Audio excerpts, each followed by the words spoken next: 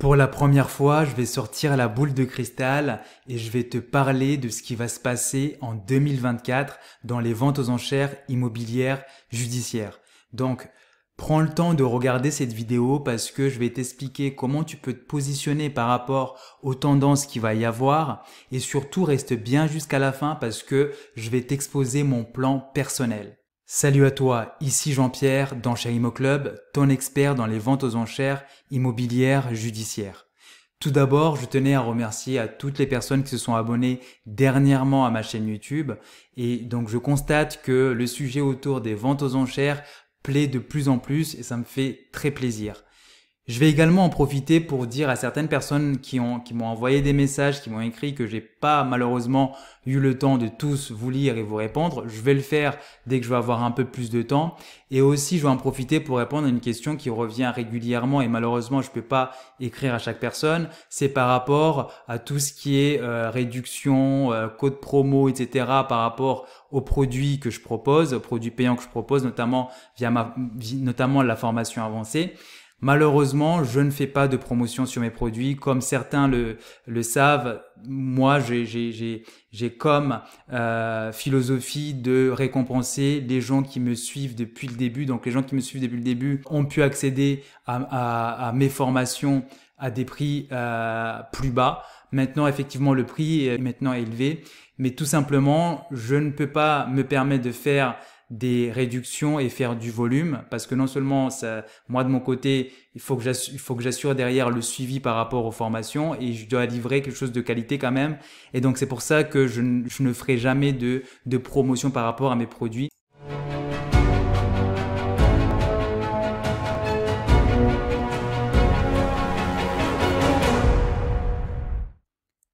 Voyons maintenant ce qui va se passer en 2024. Je te conseille fortement de te concentrer sur ce que je vais dire dans les 5 prochaines minutes parce que ça va te permettre d'orienter ta façon de rechercher les bonnes affaires, mais aussi ça va te permettre de prendre avantage sur tes concurrents. Parce qu'il faut jamais l'oublier, dans les ventes aux enchères immobilières judiciaires, on est en concurrence. On est en concurrence avec les autres enchérisseurs.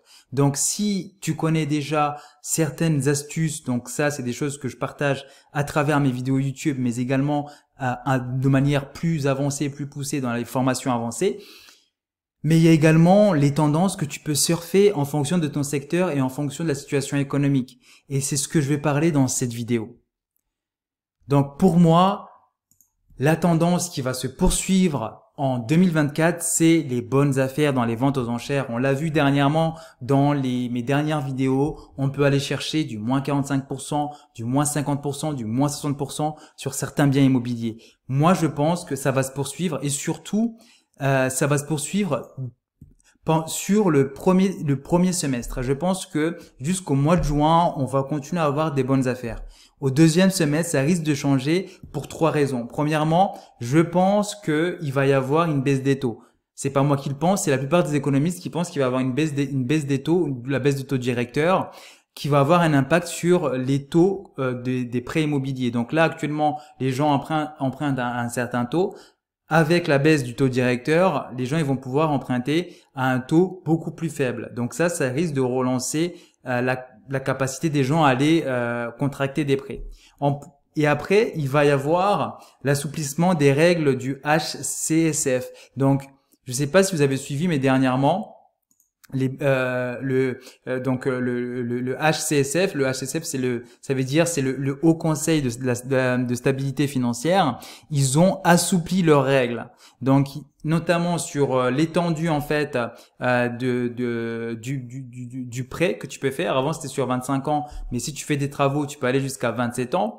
Puis ensuite, ça c'est un point qui est très important et je vais en parler un peu plus dans le détail un peu plus tard dans cette vidéo. C'est la capacité en fait de prendre des prêts relais et ces prêts relais là ne vont pas compter sur ton calcul du taux d'endettement. Et puis également, le troisième point, c'est la marge de flexibilité accordée aux banques pour octroyer finalement des crédits qui vont au-delà des 35%. Donc là, il y a une façon de calculer qui va être changée, ce qui va permettre aux banques de déroger à cette règle-là un peu plus souvent. Donc pour moi, ça va redynamiser finalement le marché du crédit.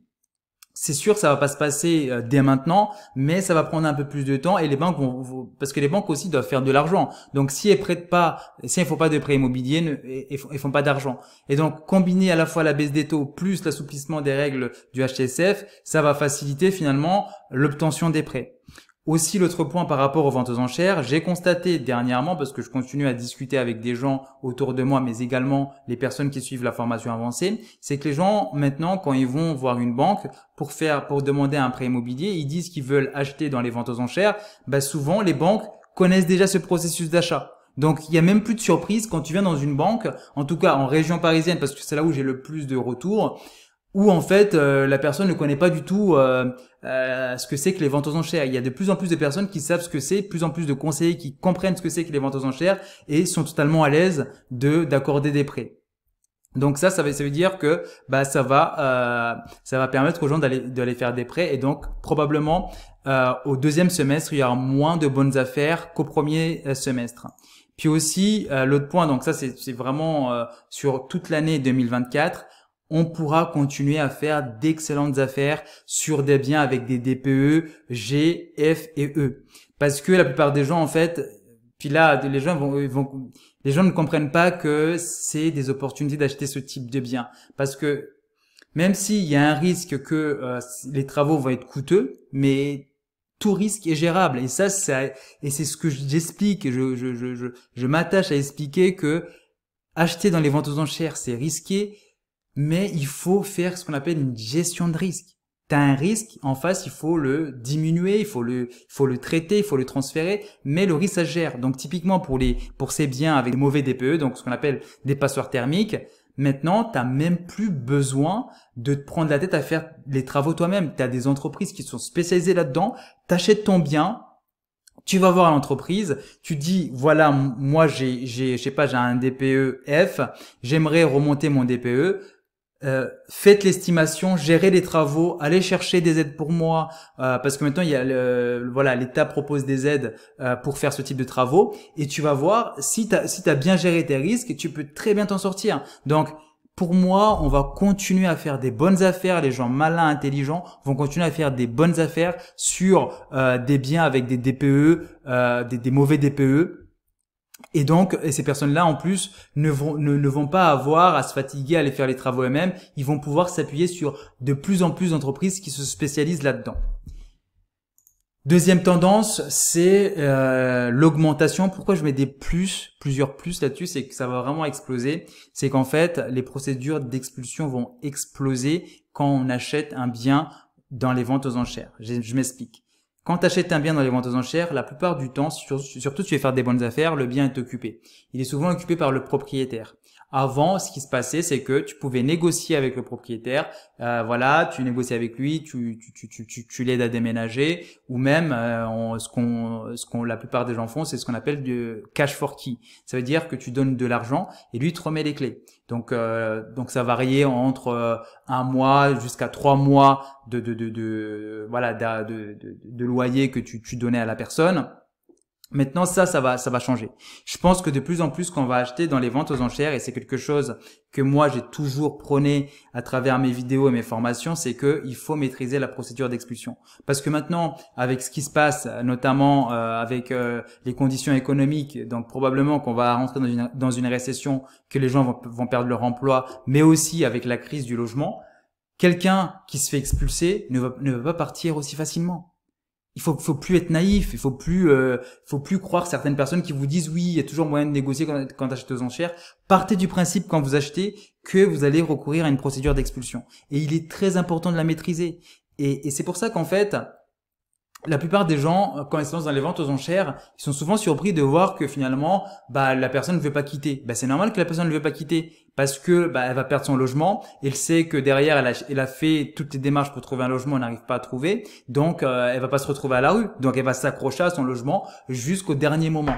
Donc, c'est pour ça que moi, je vous recommande de vraiment comprendre la procédure d'expulsion, de bien la maîtriser et quand vous achetez aux enchères, partir dans une logique de dire je vais aller en procédure d'expulsion. Donc la procédure d'expulsion, comme j'ai toujours expliqué, ça se gère, ça se planifie Il n'y a pas faut pas paniquer. J'en ai déjà vécu. Je m'en sors très bien et j'ai été super rentable sur les biens sur lesquels j'ai procédé à une procédure d'expulsion. Donc tout se gère, mais il faut savoir le gérer.